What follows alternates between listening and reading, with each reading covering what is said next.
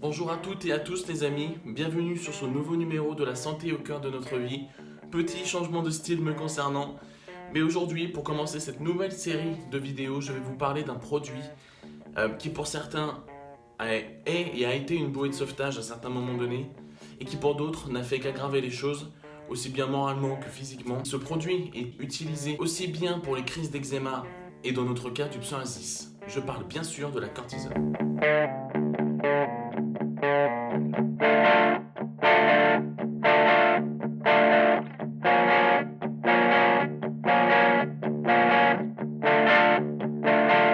La cortisone est un anti-inflammatoire. Personnellement, je n'ai utilisé que la crème. Une crème qui, je trouve, est vite proposée par les médecins. D'ailleurs, c'est la première chose qu'on m'a conseillé, qu'on m'a prescrit dès que j'ai eu mes premières poussées. Alors, pensant que c'était une solution miracle, j'avais vite le réflexe. Dès que j'avais une poussée, hop, ma dose de cortisone, je ne cherchais pas à aller plus loin. Quand j'ai réalisé que ça ne suffirait pas, je suis allé voir d'autres dermatos. Car la cortisone ne soigne pas. Pour être honnête, ça remonte il y a à peu près 10 ans, je ne me souviens pas, je n'ai plus les ordonnances et je ne me souviens pas des molécules que j'ai pu utiliser à l'époque. Je pourrais pas vous les citer, mais sachez que j'ai utilisé beaucoup de crème sur le visage, sur le corps, et malheureusement, ça n'a pas eu l'effet escompté. Comme vous le savez, aujourd'hui en 2018, j'ai encore des marques de cette maladie. Et pour être vraiment transparent, je croyais que les médicaments et ce que les médecins, que ce soit les dermatos ou même les généralistes m'avaient prescrit, les médicaments passeraient et ça marcherait.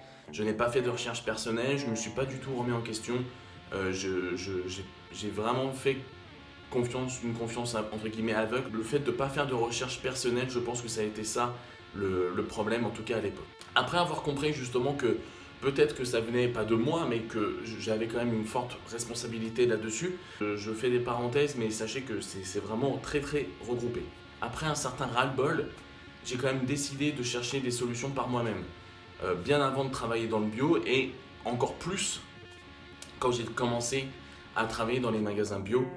J'ai tenté pas mal de choses sous le conseil de collègues et d'amis. Malheureusement, ça a été sur des courtes périodes, mais j'ai trouvé des solutions à ces moments-là et je vous en parlerai dans des prochaines vidéos, bien sûr, c'est prévu. Je me répète, mais je me suis rendu compte que je voulais absolument traiter que l'extérieur, que le physique, alors que, comme je vous en ai parlé dans les vidéos précédentes, le problème pouvait en tout cas en grande partie venir de l'intérieur. Par rapport à mon alimentation, en fait par rapport à mon hygiène de vie totale, je me suis pas du tout remis en question à l'époque.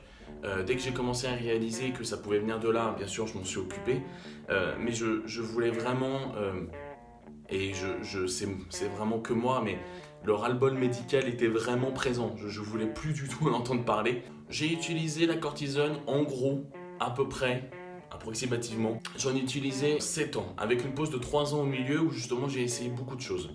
Aujourd'hui, en 2018, j'en utilise encore. Très peu. Vraiment très peu.